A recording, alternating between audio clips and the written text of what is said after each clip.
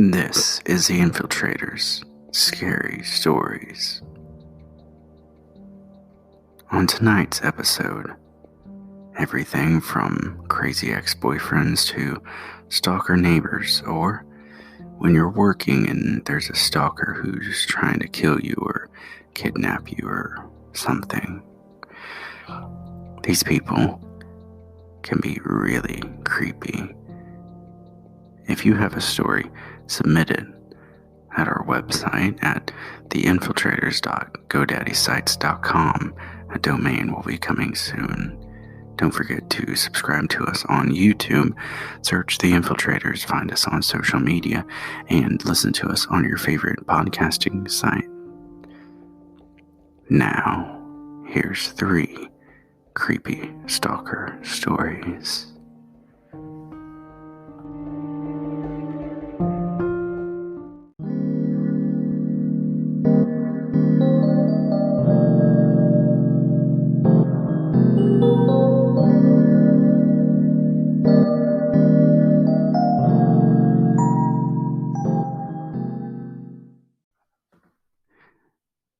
Tonight's episode of The Infiltrators' Scary Stories is sponsored by Anchor. Anchor is the best way to make a podcast. Everybody has something to say. Here's the best part about Anchor. It's free. Also, there's creation tools that allow you to record and edit your podcast right from your phone or your computer. Anchor will then distribute your podcast for you for free, so it can be heard on Spotify, Apple Podcast, Google Podcast, and many more. You can even make money from your podcast with no minimum listenership. It's everything you need to make a podcast in one place. I use Anchor, and it is the best podcasting platform I have been a part of. And the best part, it's free. You can also make money off of it. That's what's awesome about it. Download the free Anchor app or go to anchor.fm to get started today. We all have something that we are very deeply concerned about, or something that we have the need to feel that we have to put out into the world. And this is the best way to make your own podcast. If you think podcasting is not possible for you to do, or it's difficult to do, then use Anchor. I've made other podcasts before, and it was a lot more time to make a podcast. With Anchor, you can make a whole podcast in less than an hour. Anchor is the best way to make a podcast. So once again, download the free Anchor app or go to anchor.fm to get started today.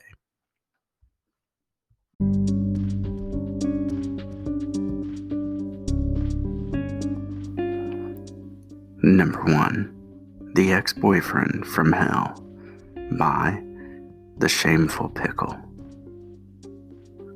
My high school boyfriend and I split up. He was already controlling. He was judgmental and abusive. I was moving into college at the local university. He went fucking crazy. Lost his goddamn mind. I thought he couldn't get crazier, but he definitely did. He began by threatening messages about 200 a day, phone calls, showing up during my classes, showing up at my house. He broke into my car and sat in the back seat. My best friend and I had gone to the movies, came out, and I was going to drop her off at home, and she noticed a huge mark on the side of my car. Looked in the back seat, and there he was, laying on the floor, trying to hide. Bought a new car with new plates. He broke into my dorm room. I then left the dorms because I felt unsafe and moved into an apartment not far from the college campus with 2 female roommates. He found out where I was living and broke in there too while I was in the shower. I told him to get the fuck out, and he came after me with a knife. I had to call the cops and lock myself in the bathroom. He was gone by the time the cops showed up. He was dating a newer guy who was an absolute gentleman, and I warned him about my ex-boyfriend. Ex-boyfriend crashes one of our dates and jumps new guy with 5 friends. I also end up with my face smashed in for being a cheating whore. I moved back into my parents' house. Ex-boyfriend attempted to break into my parents' house at 5 o'clock on a Sunday, so my entire family was home. Dad caught him and put a gun in his mouth. That was the end of that.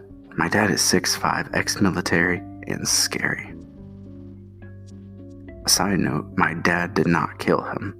However, I think that scared him enough. He has left me alone for 5 years now. I travel back home frequently, and when he sees me, he looks the other way. Number 2.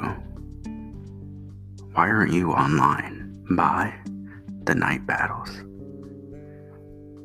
This happened to me to my first year of university in October.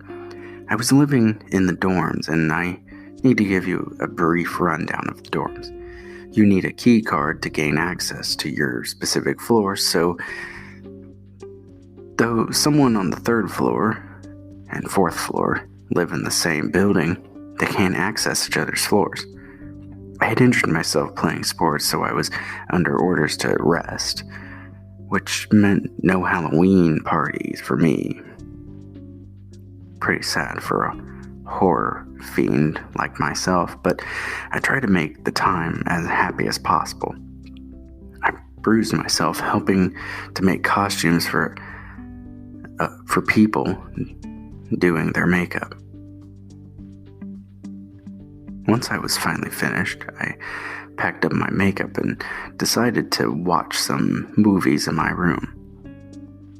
A guy popped up and introduced himself.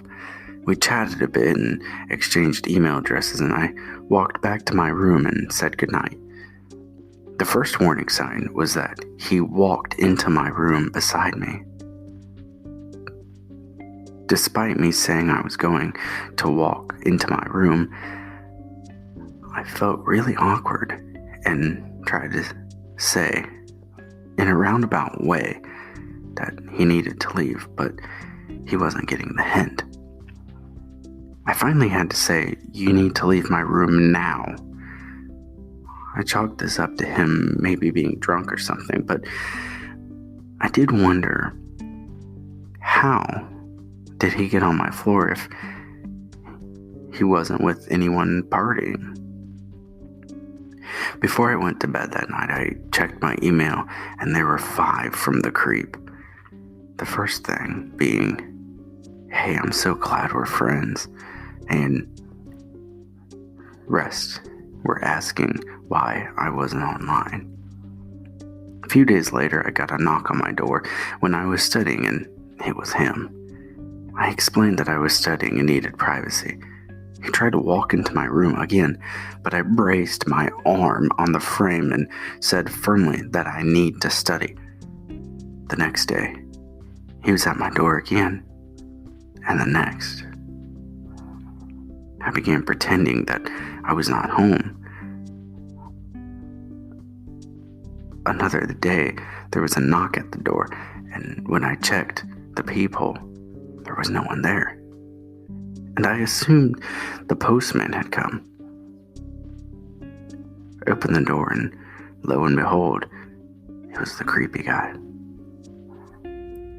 He has begun hiding from the peephole, so I would be more likely to answer the door. I told my roommate never to open the door if he was there, and I told people living on my floor that this guy was beginning to creep me out. So if he wanted to get on the floor, whatever sob story he gave them, don't let him on.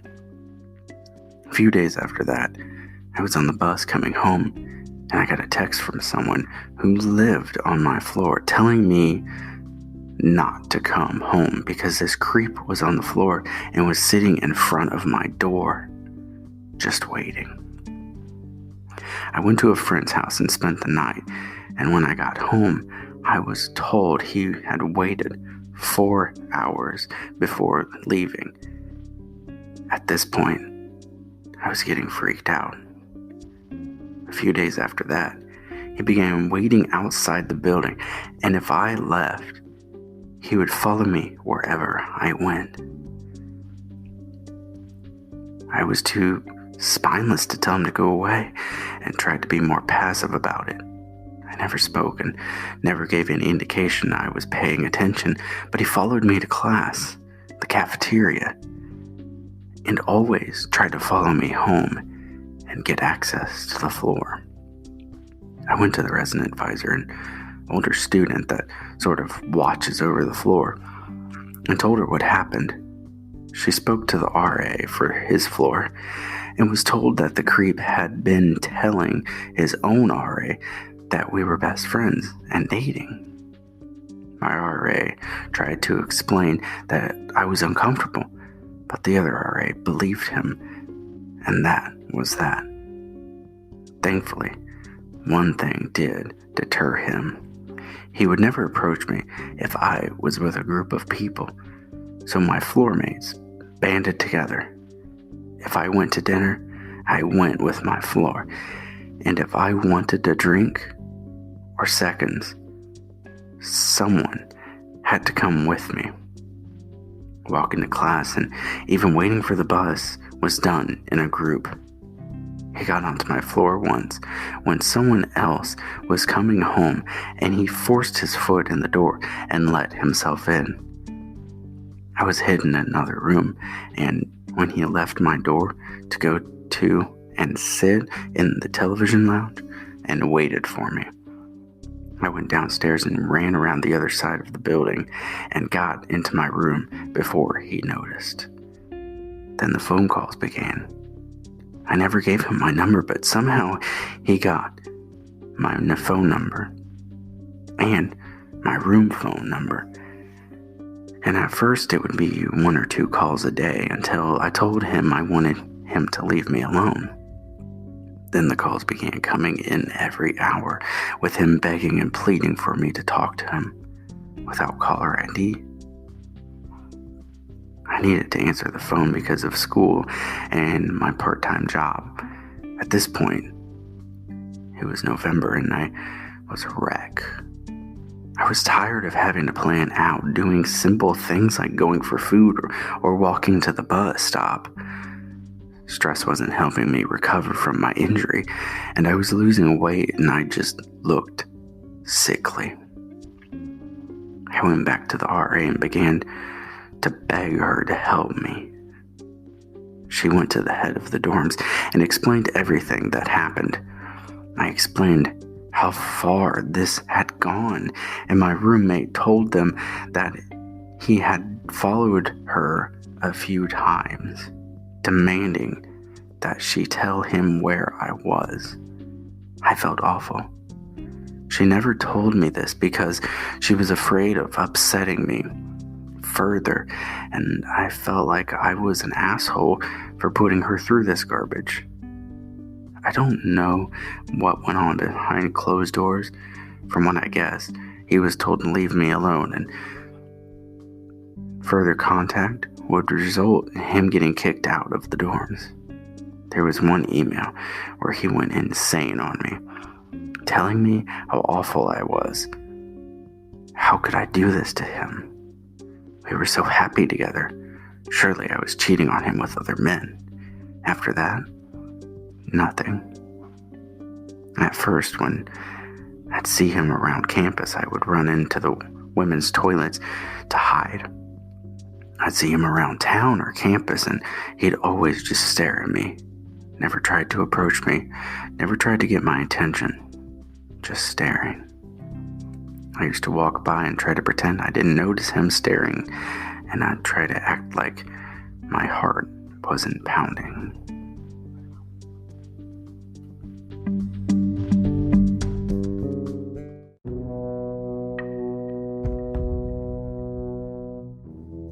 Number 3, The Subway Stalker by Odd Wolf. A little backstory: I'm a 20-year-old short, petite female working at Subway, and I can't help but be nice to everyone, even if they're a creep.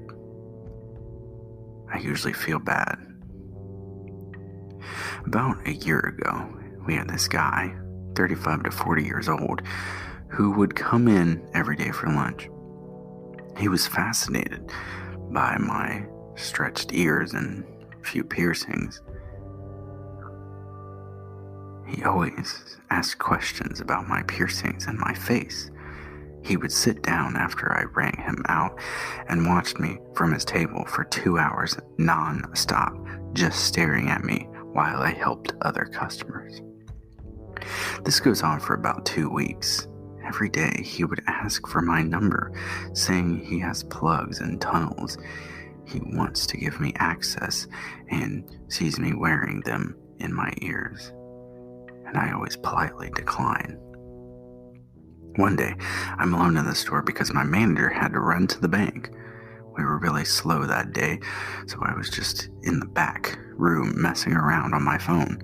I heard the door chime and looked up, and yet no one was there.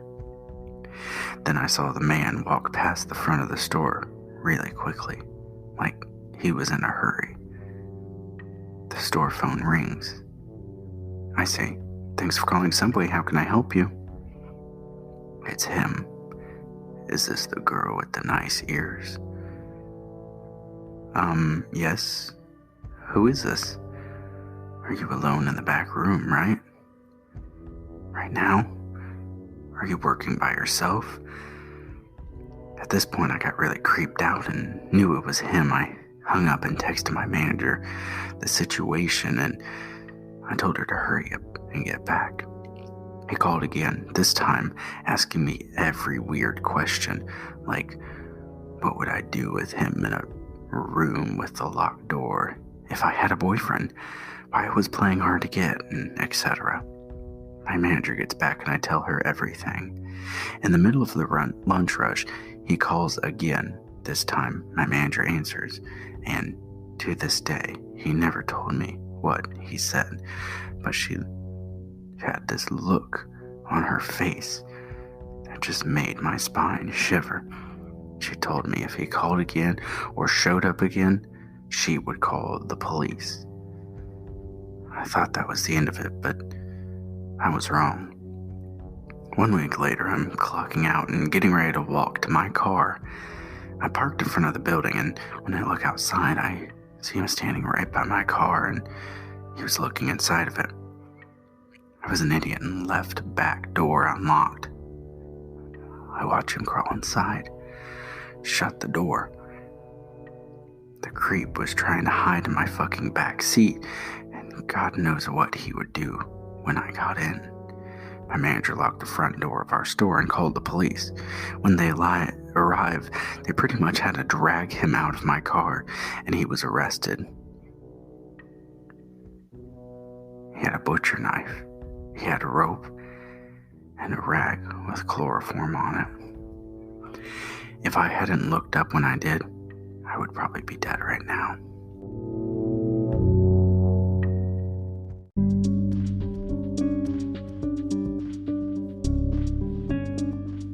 This has been Season 1, Episode 6 of The Infiltrators Scary Stories. Don't forget to subscribe to us on YouTube, search The Infiltrators, find us on your favorite social media site, search The Infiltrators, and don't forget you can listen to us on any of our sites that we are on for podcasting. We're on your favorite podcasting site. Just search us, The Infiltrators Scary Stories. I'm Zach Halcox, and I'll see you next time.